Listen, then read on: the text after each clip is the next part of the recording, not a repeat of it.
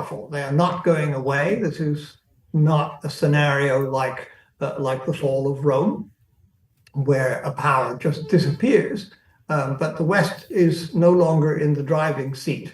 And indeed, the West may well fragment into different pieces, as it were, within a world order which might well be defined more and more in civilizational terms. This world order, interestingly, is also, I think, filled with post-colonial resentment. And I'm sure I don't need to tell you much about that. This is focused against the West, and it's interestingly kind of highlighting the West as the bad guys at a time when the West itself is disintegrating. Quite how those two things are going to add up and combine will be interesting to see. But China and Russia and others are making big play of an anti-colonial, anti-Western attitude. Russia seems somehow to have escaped the fact that it was also white and racist and colonialist and imperialist, and still is, and yet somehow manages to put itself on the side of post-colonial resentment and anti-Westernism. So the question is, how is India likely to fit in to all of this? Is it going to be comfortable in this emerging world order, or is it going to be in some ways uncomfortable with it? So I think to begin with, it's worth my just saying a little bit about the background, the way I see the world order being transformed. The book Timelines for Modernity was mentioned in the introductory remarks, and my thinking stems from the argument in that book that it seems to me that we have been in a transition away from the Western world order and towards deep pluralism since the 1970s. And that transition, I would argue, is now complete, so that the Western world order is gone, or the Western world order as we've understood it for the last 2 centuries is gone, and we're into something else, deep pluralism. The decline from the 1970s began once the global South was able to make occupation by the West or by the core powers too expensive and too difficult. The Vietnam War was the big symbol there, but not the only one. And also, to some extent, the spread of nuclear weapons to places like China and India put a deterrence in place against that kind of occupation, which had been cheap and easy for most of the previous 2 centuries. So on the political and to some extent the front, we are in a world order that was based on the idea that there was really only one civilization, the West, and that civilization was equivalent to modernity. That began to break down in the 1970s. There was a second round of modernization began in East Asia with the Asian Tigers and China. So we've been moving away from the dominance of the West since the 1970s, and that movement is, I think, now complete. At the same time, and only, I think, quite thinly related in a causal sense, we have, since the 1970s, been moving steadily into what is now labeled the Anthropocene crisis. And this is simple to understand. It's the contradiction between the development aspirations of humankind and the carrying capacity of the planet. Increasingly, the planet cannot sustain its present climatic conditions under the assault that it is receiving from the human aspiration to development.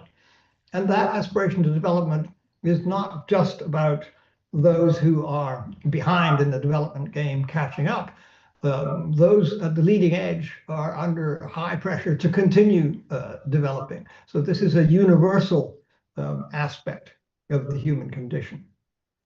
And it's a very novel element in world order, this conjuncture of a very deep political and civilizational transition from a world order that's held for a couple of centuries, and indeed the first properly global world order we've ever had. That transition and this growing crisis with the carrying capacity of the planet, that's an unprecedented conjuncture, and it's quite difficult to see how it's going to unfold. You can spin a lot of scenarios about it, which I don't have time to do here. But at the end of the day, one cannot ignore the fact that there are these two things going on, and that increasingly they will interact with each other. So the broad timelines that I'm going to be thinking within are fairly straightforward. And we can talk about it in the Q&A if you have questions on this. I'm going to assume that we were in a Cold War, which I call First Cold War, from 1947 to 1989.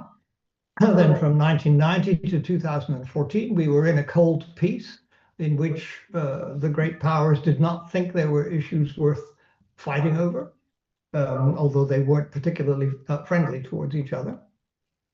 Since 2014 up until 2024, we have been in a second Cold War, which had some similarities to the first in the sense that the West was one side of it. And since last year, since 2025, I think we are into a third Cold War. The conditions that define Cold War have remained the same, but the geopolitical shifts that have gone on because of the Trump 2.0, the second Trump administration, those geopolitical shifts are enormous. The West is no longer a single player in this. So that's a huge change from the previous two Cold Wars. We're now in a situation of Cold War which is multicentric. There are lots of great powers and middle powers and regional powers all playing in a complex game, which is still definable under Cold War conditions. And interestingly, this game in the last, particularly in the last year, because of the impact of the Trump administration, this game has taken on the values of the political far right in a way that was both, I think, unexpected and rather dramatic. So we are now living, if you like, in an international society dominated by far right values. And that's part of the question about how India will fit in or not fit into this new world order. Okay, so let me then turn to India particularly and look at the ways in which I think it will be quite comfortable in this world order and the ways in which it might not. Some of these might be controversial, and I'd welcome discussion of them in the Q&A if you think so. So to begin with, the ways in which India will fit comfortably into this new far right defined multiple great power world order. First thing to say is that I think India has a strong hand in the game of civilizations. Like China and like Europe, India doesn't have any trouble making a deep and really uncontestable claim to being, one of the great civilizations on the planet. And to the extent that the definition of this multicentric pluralist world order is going to take place in terms of civilizations, that's going to make quite a substantial difference. India already plays this game of civilizations. The Chinese, who also have a strong hand, have taken it up in quite a big way. The Europeans have not yet, but they might. The Islamic world has also taken this up. It seems to me quite likely that civilizationalism will be a feature of this order. And at the moment, that's a very good fit with the far right, and indeed in some places fascist political ideology that is dominating most of the great powers. I think, just as an aside, Russia has a bit of a weak hand here because Russia has always been torn as to whether it's part of European civilization or a civilization in its own right. The Russians have never made up their minds about this, and neither have the Europeans. But it means that Russia has a weaker hand to play when making civilizational claims, and that's part of what is driving the war in Ukraine. So in this sense, India will be a pretty comfortable fit with a strong hand to play in this new world order. I think it's pretty clear now that India is quite widely accepted as a great power. Not everywhere. There's still some thinking that it's not quite in the front ranks, but it seems to me India is at least as strongly placed as Russia in the immediate sense, and in the longer term, it's better placed than Russia. So it has decent military capability. It has a growing and a developing economy. It has the population and territory. It has the cultural and civilizational claims. I think India definitely is to be counted in the ranks of great powers in this multi-centric new world order, and that will consolidate and firm up as we move into the coming years. So India will be, I think, a happy fit in this sense. It has long wanted more recognition of great power status than it has got, and I think that it will get that in this emerging order. It's also, in many ways, quite compatible with the far-right values that now dominate international society. I mean, India itself is under a quite longish period of governance by a party that has unquestioned right-wing roots, the BJP and its roots in the RSS. That's all well understood.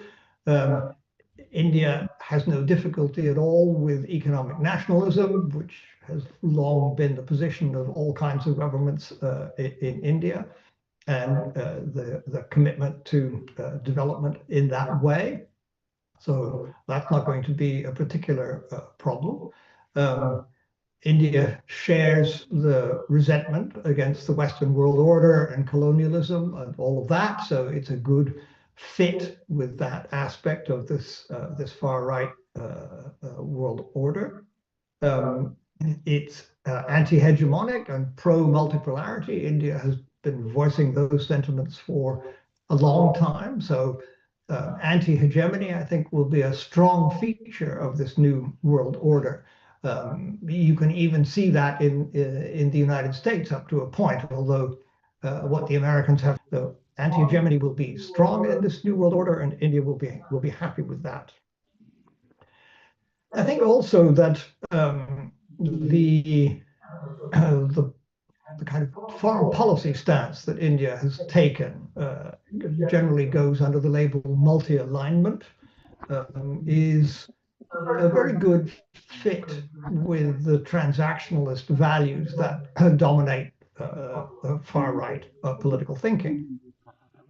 So in many ways, I would even go so far as to argue that India might be an exemplary model for foreign policy in this new world order. That this transactionalist view, which is strong on the far right and which seems to be taking over world politics at the moment, is very comfortable for India. It fits in with that multi-alignment. You can see how, I mean, in the recent Indian responses to Trump's wilder impositions of tariffs and strange inconsistencies in what kind of relationship the United States wants to have with India. You can see the way in which India responded very flexibly to this by moving closer to the BRICS, by doing a big trade deal with Europe, and then eventually doing a trade deal with the US. This kind of multi-alignment diplomacy will, I think, be what generally coming out of great powers. It kind of fits with what China says about its own view, and it's not a bad fit in a way with the Trumpian policies, although the Trumpian policies are chaotic and incoherent, but they do nonetheless fit within this idea of transactional, power political, interest-based, no friends, no trust, but just deals. I think that is something with which Indian foreign policy is it's well adjusted to that already and will be perfectly comfortable within it. It will also be comfortable, I think, with what's labeled these days polysecuritization, the idea which is very popular amongst far-right governments, expand the security agenda as widely as possible. So it's not just military and political security, but cultural and identity security and economic security, borders, everything. EU securitize as widely as possible. That's what defines the way in which foreign policy is shaped and in which international relations are conducted. I don't think India will have any problem with that because it's kind of the territory it's already in. India will also be a good fit. India will also be a good fit, although in a less comfortable sense, because one feature of this emerging world order, in my view, will be that setting boundaries and or civilizational zones is going to be a feature of this world order. It's already there in the Ukraine war. The Ukraine war is, in my view, best understood as a war over a civilizational boundary, that with Putin wanting to consolidate the idea of a Russian or Slavic civilizational sphere, whereas the Europeans are keen to take on board somebody who wants to join their project at a time when everybody else is denouncing Europe as weak and feeble and past its prime. This is going to be awkward, but it's something that India is quite used to, in the sense it's had long-standing boundary issues with China, not just between the India-China border, but also with how their spheres of influence are going to bump up against each other and either find some basis for settlement or be a source of friction and dispute. And of course, how India positions itself in relation to the Islamic world is also another aspect of that. But all of this is familiar ground for India and therefore should help it fit comfortably. I think the last point I would make here is that the far right values now dominating the world order are in many ways driven by what might be thought of as traditional social values. And these are often attached to religions or philosophies that stem from long, long ago and came out of the agrarian era of religion and philosophy. And these are mostly patriarchal in form. So I suspect that in many ways, India will be perfectly comfortable with that. Some of the things that the hated liberal world order promoted, like women's rights, are going to go downhill in this new world order because they now have no backers in Europe, and Europe is in a very weak and powerless position in relation to all of this. So there are a lot of ways in which India, I think, will fit well into this multi-centric, multi-civilizational, right-wing world order. There are three areas in which I think it might not fit so comfortably.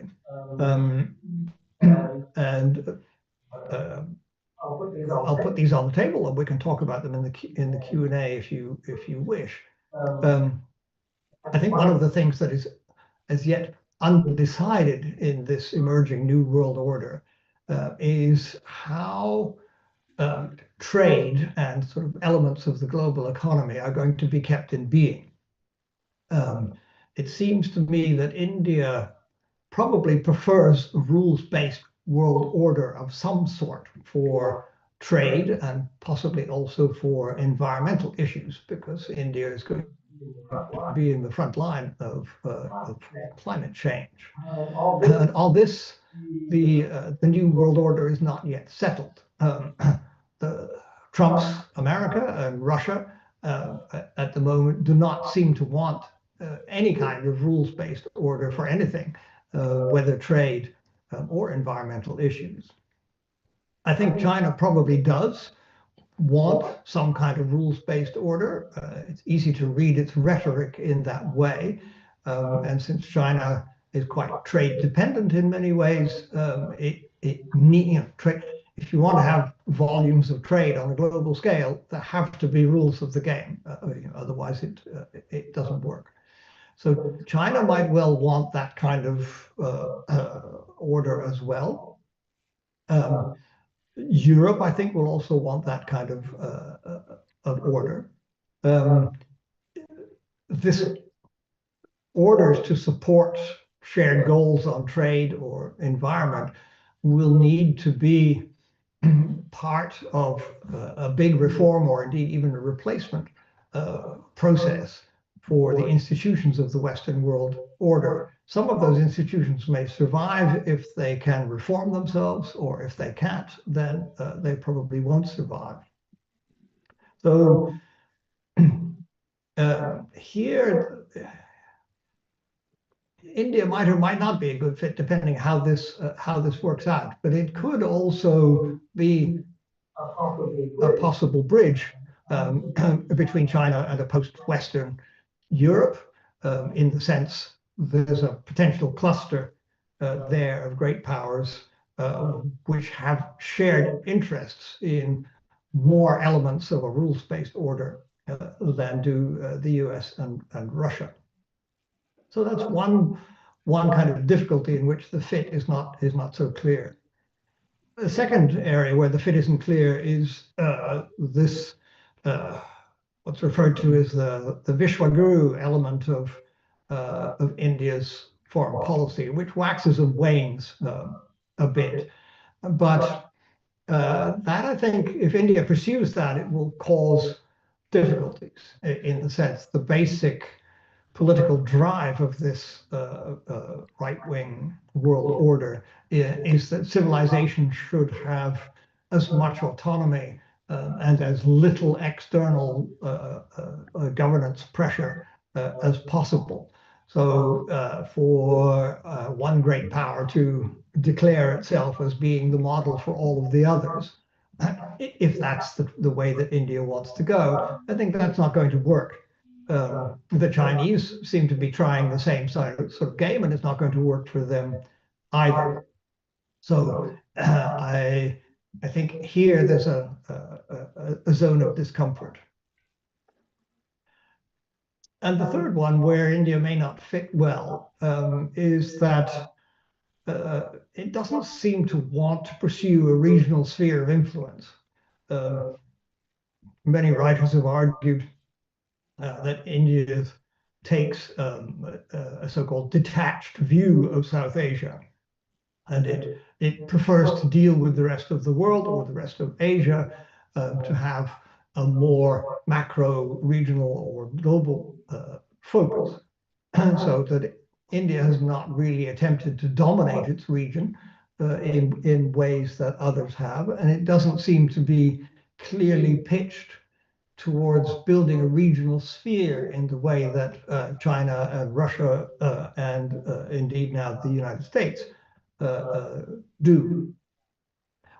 How, therefore, India's relative detachment from its region will play in a world order in which the great powers around it are all busily consolidating regional spheres remains to be seen. Will this general character of this emerging world order will it push India into having to, in a sense, try more to take responsibility for its region or to lead its region? Or is India going to remain an exception to this idea that great powers should, and indeed great civilizations, should define themselves in some kind of regional sphere or regional block terms? Okay, so that's the broad picture that I have. Let me draw a few conclusions. These may not be so much conclusions as questions about how India establishing itself in this new world order, and what kind of issues it's going to confront. So I think there are four things here, and I'll end with this. The first one is something that India shares with China, which is that both of these countries claim to be at the same time great powers and developing countries. It somewhat amazes me that China is not embarrassed by still claiming to be a developing country, but it's not. And India likewise hangs on to this identity as a developing country as firmly as it can. Now, this is a weird combination. This is historically unprecedented in the sense that for as long as anybody can remember, to be a great power meant to be, in some sense, at the leading edge of development. And that meant that it was quite easy to have an understanding that with great power came great responsibility, because those who had the power, had the resources to take that responsibility. The danger in the present system is that major great powers within it, India and China particularly, will want the status that goes with being a great power, but will deny the responsibility, claiming that they're still developing countries and therefore can't afford to take on wider responsibilities. The consequence of that is that international society, however that international society is imagined, will be profoundly undermanaged in relation to the kinds of collective problems that humankind has to face. And so India and China both have to work out what this combination of being a great power and a developing country is, and how it's going to work in relation to the management of international society and confronting shared threats, of which one is, of course, climate change. I think the second question is, will India support or resist the erosion of the norm against territorial transfers without the consent of the inhabitants? Okay. So the Russians are the leading players here, in the sense that they are trying to reinstate the pre-1945 norm that whatever territory you could seize by force, you could legitimately own. That norm seems to be coming back as a feature of this right-wing world order. And I think India has to make up its mind about whether this is a principle it wishes to abandon and to allow the idea that territorial seizure by force is once again a legitimate practice in international society. It's a very big question, and at the moment India has not really taken a position on this. But sitting on the fence simply means justifying the kinds of events going on in Ukraine that are changing these principles. This is another aspect of the Western world order, which, although everybody is glad to see the back of it, there will come a point where certain elements of it will be missed because they will have been lost and replaced by something that is worse. Third question is a simple one. Will India be happy with the further proliferation of nuclear weapons? This New World Order seems perfectly set up to encourage quite quickly the spread of nuclear weapons to more and more countries. It's not clear to me what India's position is on this, but it's pretty clear to me that that's very likely to be a question which the country will have to face. And the last question, of course, is how to step up to the Anthropocene challenge, because if we don't step up to the Anthropocene challenge in some ways, it's going to overwhelm our politics and overwhelm our business as usual approach to international relations as usual, as we've got used to it.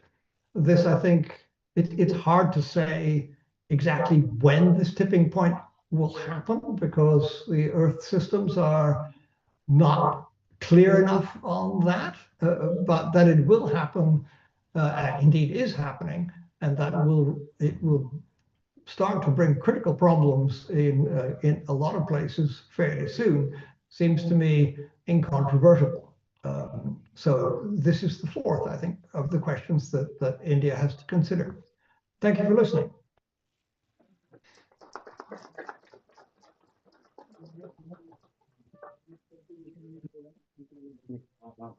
Thank you, Professor Barry Buzan, for a very enlightening presentation. We'll now have 20 minutes time for quick Q&As. So I'll request the audience here to first identify yourself and then come up with a crisp question. We are not here for another short lecture, so just a pointed question, and then Professor Buzan would respond to that.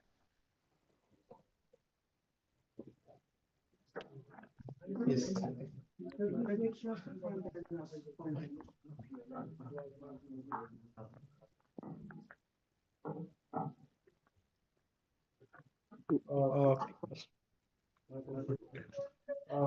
Thank you, Professor Buzan. I'm Parvez Alam from the department here. My question is that, as you said that this civilizational state narrative is controlled by the far-right governments. My question, what will be the consequences on the domestic politics in these, civilizational state governments? That's the question. Thank you.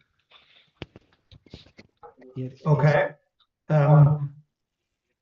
Well, I think it's absolutely the case that the far right at the moment is in command of the civilizational narrative, and it is using it in ways to support what its political goals are, which is a kind of cultural nationalism and authoritarian styles of government, and the desire to be left alone, as it were, so that the world evolves into a number of civilizational blocks.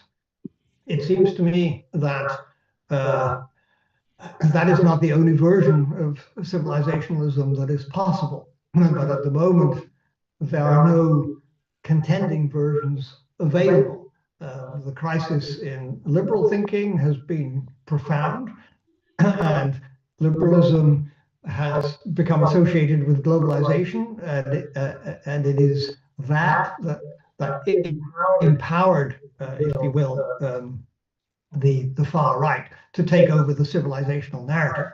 So the form of the civilizational narrative is one that is fed by strong anti-globalization and anti-liberal, anti-Western sentiments, and that has proved very effective. The far right clearly has the wind in its sails on this and finds it a very compatible, a useful political strategy to pursue. It doesn't seem to me that the civilizational narrative depends in any way on the far right. So it would be possible, and I think it's an urgent task to do, not necessarily a task for you, but a task more broadly, to think about what a civilizational world order might look like, and that wasn't right-wing. It obviously wouldn't be a globalization, liberal universalism style order, but you could imagine a civilizational order which had liberal values, at least to the extent of saying there should be mutual respect, there should be peaceful coexistence, and there should be the capacity to respond collectively to threats which are global in scale, and which individuals, great powers or civilizations simply cannot deal with. So I go back to the issues like trade. What is to be the regime for trade? What is to be the regime for environmental management?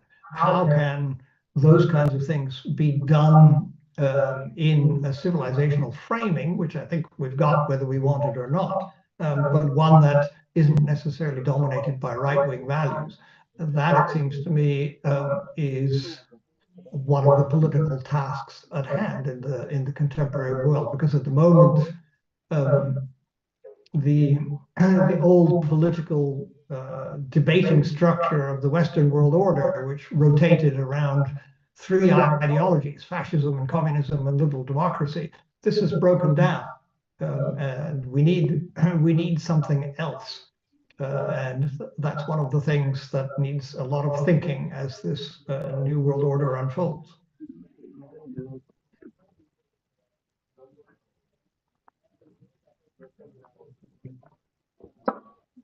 Yeah. Thank you, Professor Buzan, for such elementary lecture. Myself, Dr. Avip Shohaldar, I teach political science in the University of Calcutta.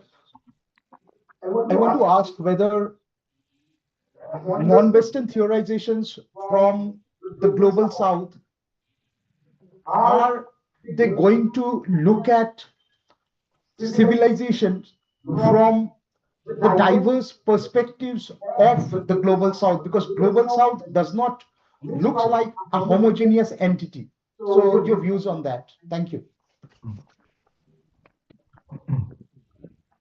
Well, it's very easy to agree that the global South is not a coherent or homogeneous entity in the way in which I've lost the picture now, but never mind.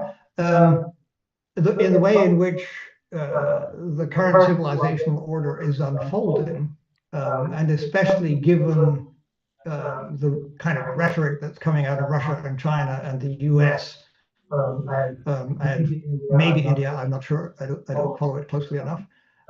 There's a very clear move to privilege, as it were, the great civilizations or the great powers. There have been lots of controversies around Sam Huntington's work and others as to what should be the list of civilizations that you take seriously. And it's perfectly clear in the traditions of world politics have always favored the bigger actors in the system, and for very obvious reasons, that they dominate what happens at the system level because they have the resources to do so. So even if we're thinking in a civilizational framing, there has to be a hierarchy of civilizations that will emerge, I think, unquestionably. But the issue is, how do you frame that if you want to move towards a civilizational order? How do you frame that in a way that allows the lesser civilizations, as it were, and somewhere there's a line between what counts as a civilization and what is simply a culture? Okay?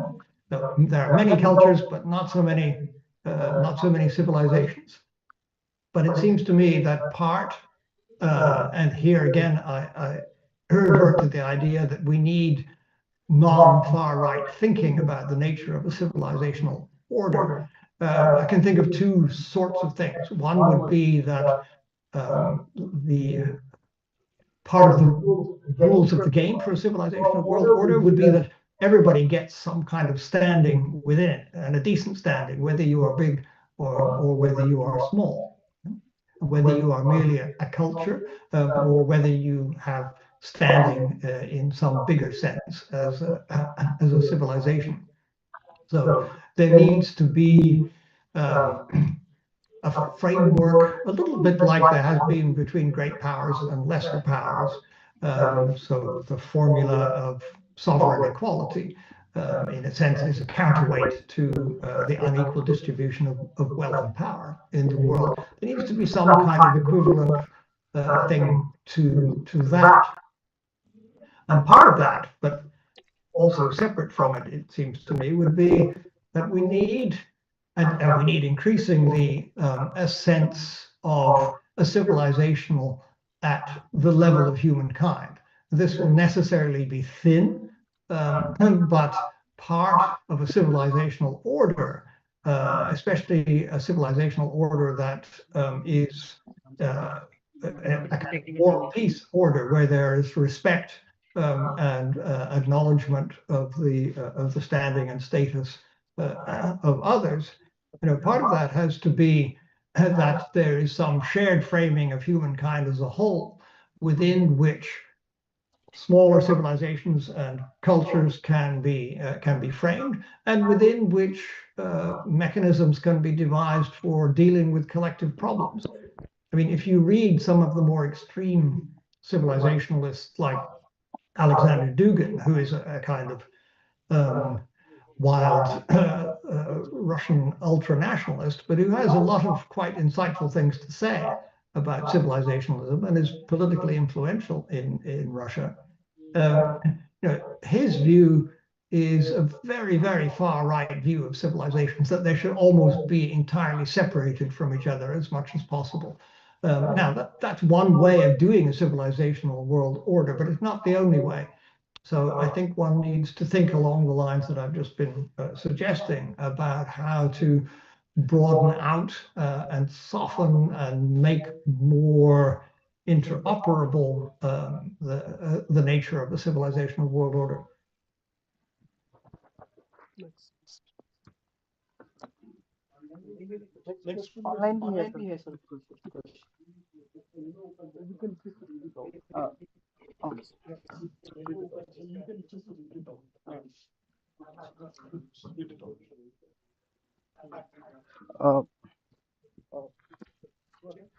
Sir, one question is from online from Amna.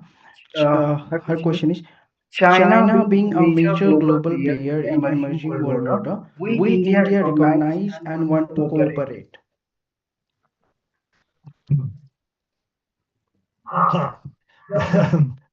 Yeah, I think that's more a question for you people than for me. You have the expertise and you have the local knowledge on this.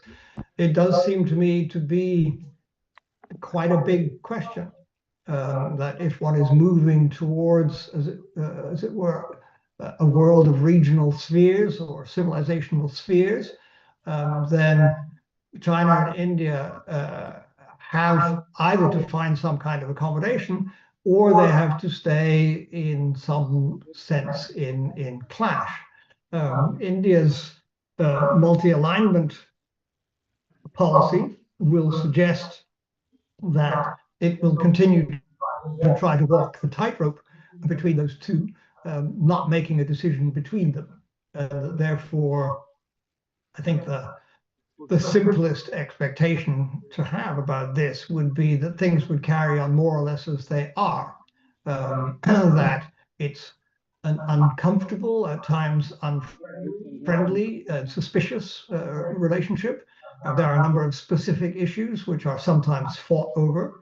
There are a number of unresolved questions about spheres of influence. How is China going to respond to the increasing expansion? How is India going to respond to the increasing expansion of the Chinese Navy into the Indian Ocean and all of that?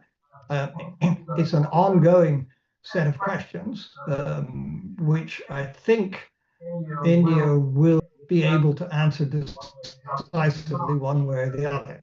It will not want to go into an ideological conflict with China, but neither will it want to consolidate some kind of friendship with it, partly because it would be an unequal friendship. I mean, until India has developed more, it would be overawed to get itself into the same position that Putin has put Russia into by, in a sense, cutting itself off from a lot of other possible alignments and making itself dependent on a relationship with China in which Russia is increasingly the junior partner. So another question from Professor Vinod KK. Thank you, Professor Buzan. My query is, in a scenario where the world order is quite unstable and frequently changing, it is possible to come to a conclusion about world order which can prevail for a longer duration with more stability. Moreover, can civilization play some significant role for stability in the world order too? Thanks, Indicans. Yeah. Okay. I'm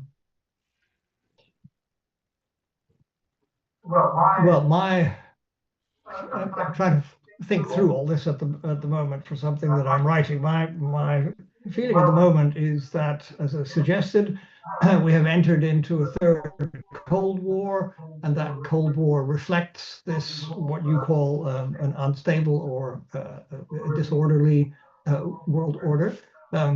I think there always is a world order, right? So it's important not to lose sight of that fact. It's just a question of what is the world order. There are always rules of the game, and there are rules of the game in this emerging world order as well.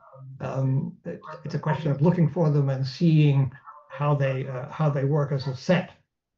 I think a safe prediction would be that, other things being equal, the condition of Cold War that we are now in looks like it's going to run for quite some time. The commitments to it are quite deep. It's entangled up with this transition away from the Western world order and all of the complexities of that, and all of the antagonisms, the resentments against colonialism and against the period of the Western world order that are bubbling away at the moment, so that the transition is still very much infected, if I can use that word, by the leftovers of the Western world order. This is not a clean, clear transition, and therefore there are lots of things to settle, not least regional spheres of influence, relative status within the system, rules of the game, etc., etc. This is likely to continue in a state of Cold War for quite some time, and particularly so as long as some kind of Trumpian administration is in office in the US. It's not just Trump himself. I mean, the whole MAGA movement is, in my view, fascist. I can think of no other way of describing it. Make yourself a checklist of what you think the terms and conditions of fascism are, and tell me if you find a box in which the MAGA movement does not fit. So my feeling is this is one of the reasons why the West has fragmented, and it's entirely possible, in my view, that there will no longer be free and fair elections in the United States. If you look at the speed with which the electoral process is being corrupted there, it's quite impressive.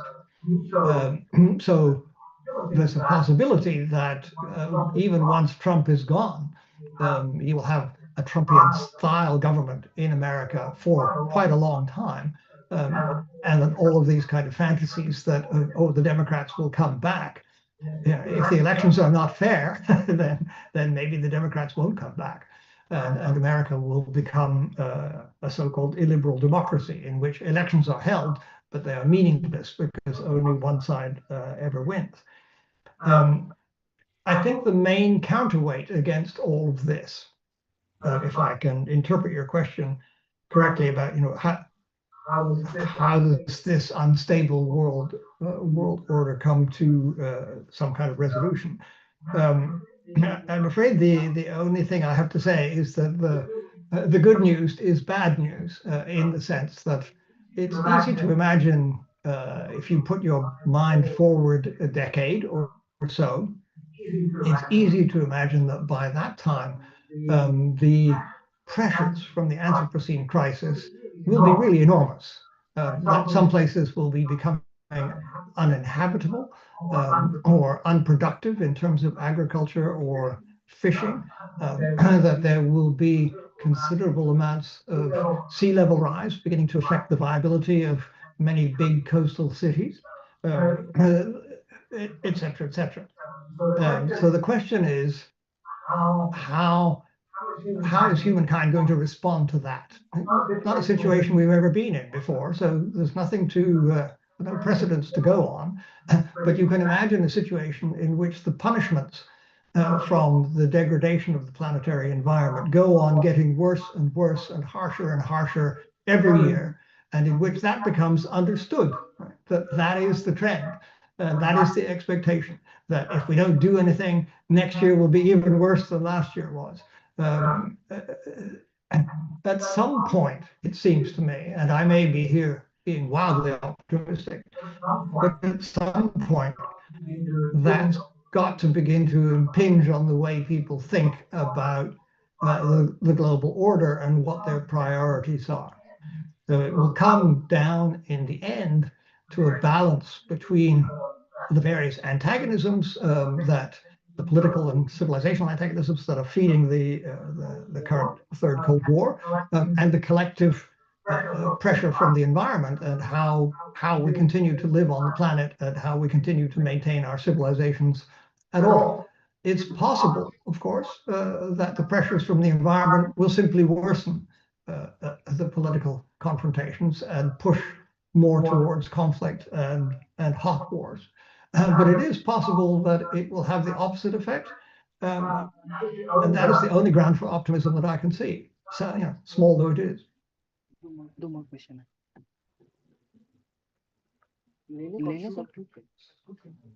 ठीक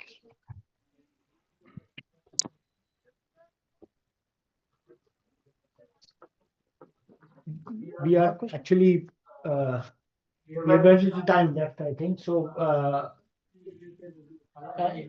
could you please take one more question, Professor Buzan? Yeah, one more. Okay, fine. This is the last question. So be quick and come up with your question. Hello. Thank you so much, sir, for this opportunity. Professor Buzan, actually, I wanted to ask that whether the regional complex security theory is going to be applicable in terms of the maritime security in the Indian Ocean or not.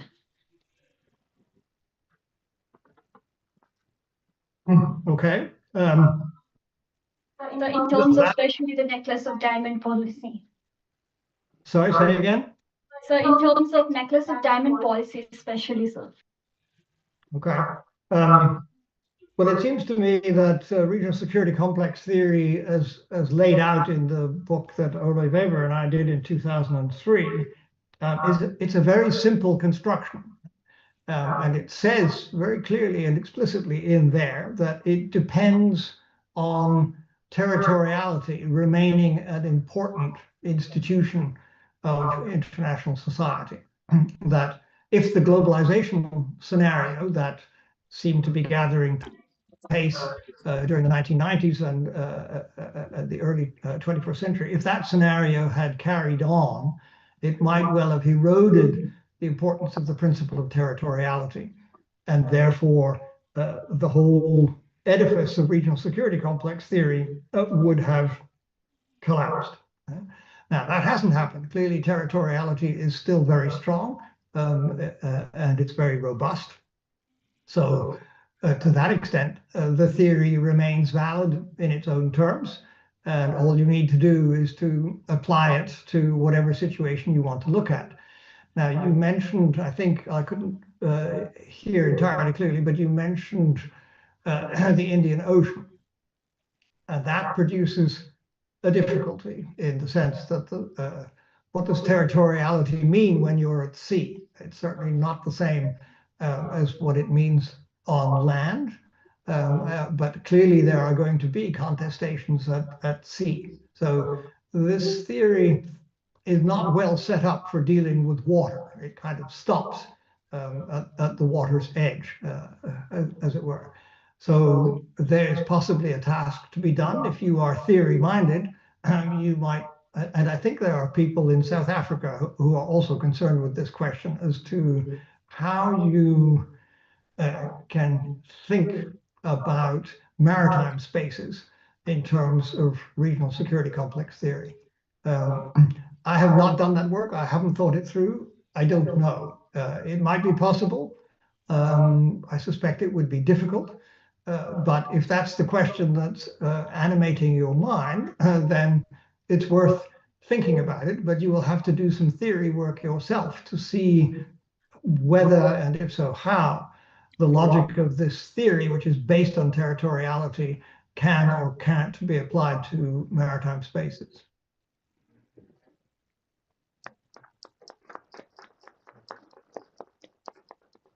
Thank you, Professor Buzan. It was really a very engaging session, and we greatly benefited from your expertise. And thank you once again for sparing time to speak to us. And on behalf of the Aligarh Muslim University, we all thank you. Thank you, sir, once again. Thank you for inviting me, and thank you for the questions. It was nice to be there, and good luck with your conference. Thank you very much.